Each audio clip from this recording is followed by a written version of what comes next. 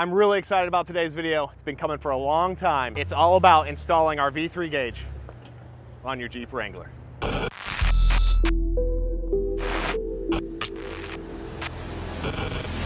Back in the shop, and we're gonna show you what all you get if you unbox one of these, which includes a Pickups Plus Cars duck if you buy from Pickups Plus. First and foremost, you're gonna get your glove box guide. This is gonna have a checklist of everything that you got in the gauge. It'll also have a quick start guide, how to plug everything in. We've got QR codes on where to go to get all your information. So that'll take you straight to the website so you have all the information you need to get the gauge installed and how to use it. We've obviously got our display, which is gonna take the place of the guts of your vent. You've got your control box, which is gonna talk between the display and the OBD2 port. You've got your harness, which is gonna plug in between the control box and the OBD2 port. Last but not least, the coveted P3 sticker comes with every gauge. One thing I do want to go over outside the vehicle, it's a little easier to show you out here, is how to get this vent out of your dash. And so come in here and I'll show you what we got going on. It's going to be installed just like this, Jeep logo at 12 o'clock. And we're going to have your vent kind of cocked to the right here.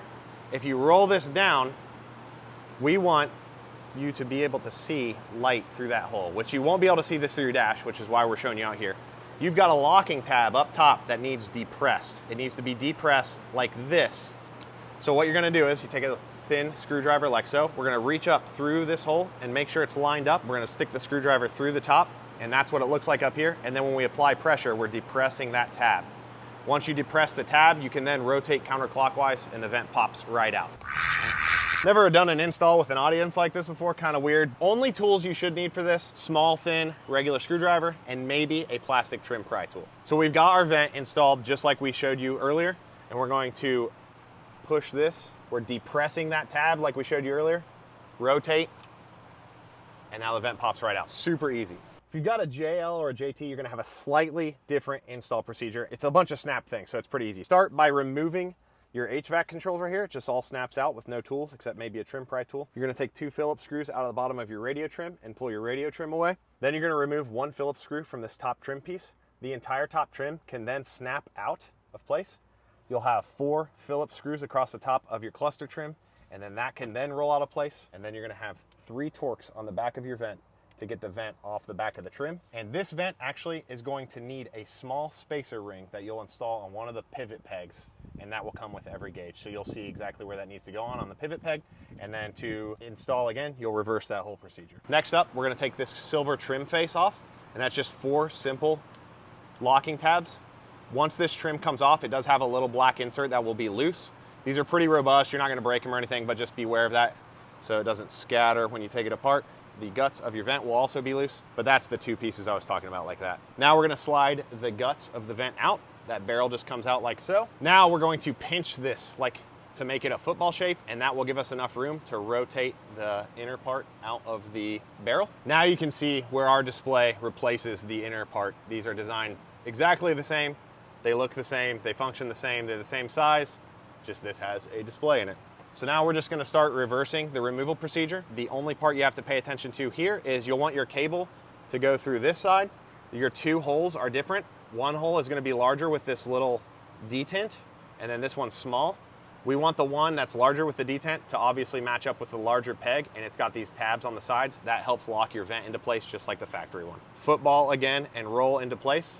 So now we've got our display that rotates just like the old one. In clocking your barrel when you put it back in, it does matter what position you put this in. When it's fully installed, we are going to have it like so. The way you can tell is over here, we have this single silver alignment peg that shows you in this recessed area where this clocks on the barrel. So we obviously know the Jeep logo goes straight up. That's gonna help dictate how you load the barrel into the housing so that your cable does not get tangled in these spokes in the back. So just keep your Jeep logo up, and then we're gonna install our display also up so that our cable can pass through the left side and still give you plenty of slack for rotation without getting tangled. This is pretty robust cable. As long as it's not twisted really tightly, you'll be perfectly fine. Make sure it's nice and flat, and then once installed, it will just pinch around the back of the vent housing like that, and that'll be perfectly fine to get pinched in the plenum. Now we're going to snap our silver trim back on, and again, our alignment tab is somewhere in like the 8 o'clock position. And remember, you have your separate black plastic insert in that silver trim. Make sure you don't forget that. Now we're just gonna go ahead and pop this side trim off. This is gonna give us access to drop our cable down to the OBD2 port. few snaps right there, and you can just set it right on top of your ducts. Now we're going to feed the display cable through the dash and out the side, and then pull that slack through gently as we feed the vent in. And again, we just want to make sure it's not all tangled up when we do so. And then we have these troughs. Go ahead and get in here and I'll show you this. The vent lines up like so. Your Jeep logo is going to be kind of over at the 11 or 10 o'clock position. You slide it back into place and then lock into position, and you should have good movement on your display. Now we're going to take our harness, which has your OBD2 connector on one side and then your 10-pin control box connector on the other side. And we're going to go ahead and plug into the OBD2 port down here. And it's a very thin cable that we can now feed around the back and side of the dash. And we're going to bring it up inside the dash where that trim panel used to be.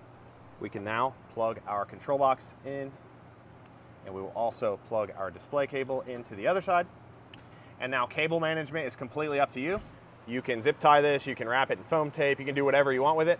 We're always yanking these in and out for development, so I typically just shove them in there. I've never had a problem with rattles or anything like that, but that is completely up to you. Once you have all that tucked away, you can go ahead and replace your trim panel. Now your gauge is fully installed, and it's going to turn on and off with your engine. So if I can figure out how to start this without a key. Key me. Oh, it might be in here.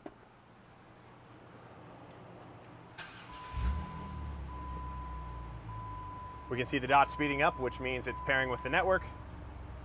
And it should fire up here. There we go, we're reading vacuum. If we tap the right button, we can cycle through our different readouts. Take a look at RPM. We can see that it's responding. The network's working. Data's coming through correctly. And now your gauge is fully installed, and you can actually flip it up and have your own P3 Jeep duck chilling with you at all times. The only thing left to do is possibly peel this off or not, so you can, annoy people. But that's gonna wrap up this install. If you have any questions, please leave us a comment below. You can also contact us by email, service@p3cars.com. These are available exclusively launching through Pickups Plus Cars. You can see their link below to get to their store. Get one of these for your JK, JL, or JT. They're all gonna fit the same in the vent.